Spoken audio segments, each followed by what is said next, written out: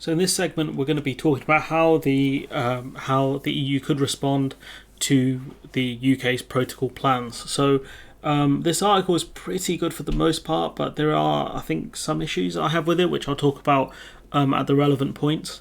Which is the EU has vowed to use all measures at its disposal in response to the government bill that would unilaterally override parts of the protocol, a step Brussels and many on the Conservative backbenches will see as a flagrant breach of international law, which in my opinion it is.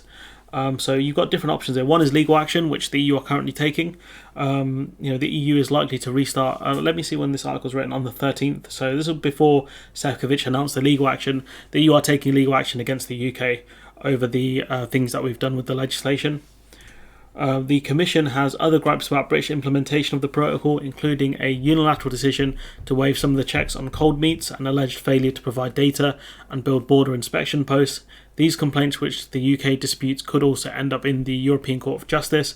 However, as one of the clauses in the bill is the removal of the European Court of Justice, this legal action is one of the weaker points in the EU's arsenal. Also, the fact that the UK will just keep getting fined every day by the European Court of Justice, it's hilarious, is likely to revive its case, which could end with the ECJ imposing daily fines. I think they were going to do that, or they did that to Poland at one point, which was it's kind of funny. I don't know why.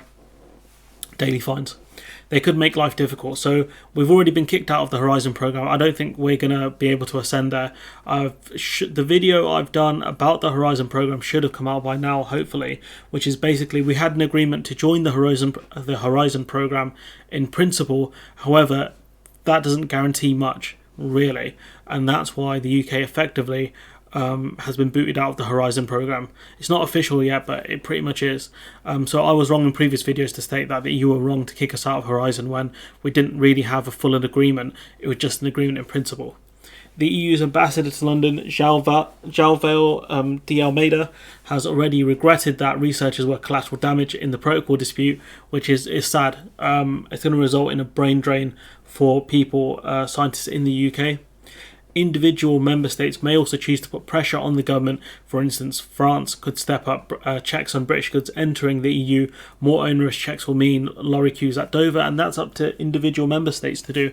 And it's not just France either. The Netherlands could do this, for example, as well, and really block up the works, because a lot of the ports in the UK are already massively jammed up. This could make it far worse. And a lot of the these kind of port areas did vote Brexit as well, so they could really stick it to them. And let's not forget that France could also get rid of some of the staff at the border control post as well. They could make it so the workers don't need to work as hard necessarily to get through the stuff and cause really bad blockages in Dover. The only real collateral from there is the poor drivers, the lorry drivers, which we've spoken about previously.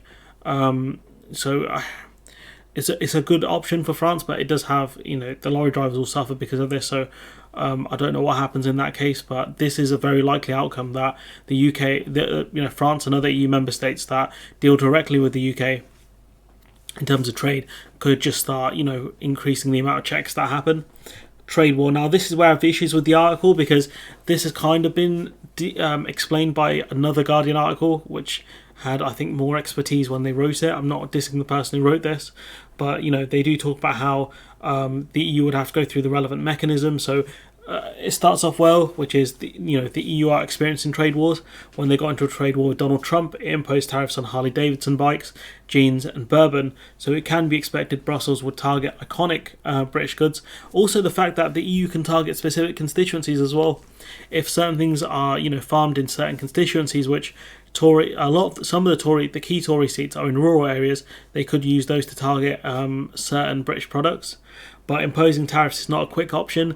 The EU has to go through the exacting dispute settlement mechanism. First, the case would go through the joint committee led by Truss and Sefcovic. The next step would be arbitration, and only then can fines be imposed. However, that's not strictly true, because if we go to this article from The Guardian, which was published in May from Lisa O'Carroll, which they talk about the different things the EU could do, which is start suspending parts of the trade and cooperation agreement. So they got Article 251. This would allow the EU to suspend the trade parts of the TCA, leaving all the other areas agreed, including visa-free holiday and police cooperation, intact. Again, this option may not appeal to EU member states, as it would not deliver the practical objectives to demonstrate that the EU has teeth. It's most likely that unlikely to me they would do this. If things had gotten so bad that the EU is talking about terminating parts of the treaty, says Bernard. This is the expert that Lisa O'Carroll consulted for the purposes of this article. This is the most likely one, which is Article 506, which is a trade war in the week. So this allows the EU to suspend in whole or part access to its waters. The advantage from the EU's point of view is that you only have to give 7 days notice, so a trade war can be started within a week. Moreover, Article 506 allows for wider retaliation if deemed necessary. So in other words, it could slap tariffs on fish and other goods within 7 days. So effectively, the EU could start something within the next week if they really wanted to. I think they're more than happy to go the legal option route, purely because this bill will take time to get through the Lords. In fact, I wouldn't be surprised if the EU's legal action was complete before this bill got through the Lords, despite the fact that courts go for recess fairly soon because it's the summer. So that's the only real issue I had with this article, because I think this one seems a bit more accurate. I could be wrong. So finally, keep talking. While British negotiators hope tabling the bill will force a compromise, the threat has triggered the opposite response.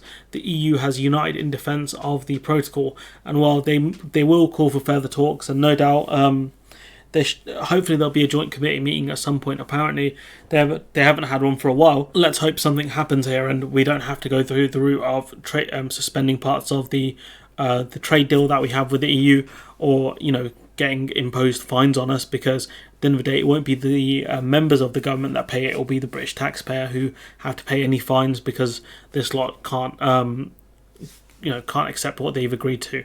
Anyways, I'm going to leave it there. Let me know what you think in the comments below.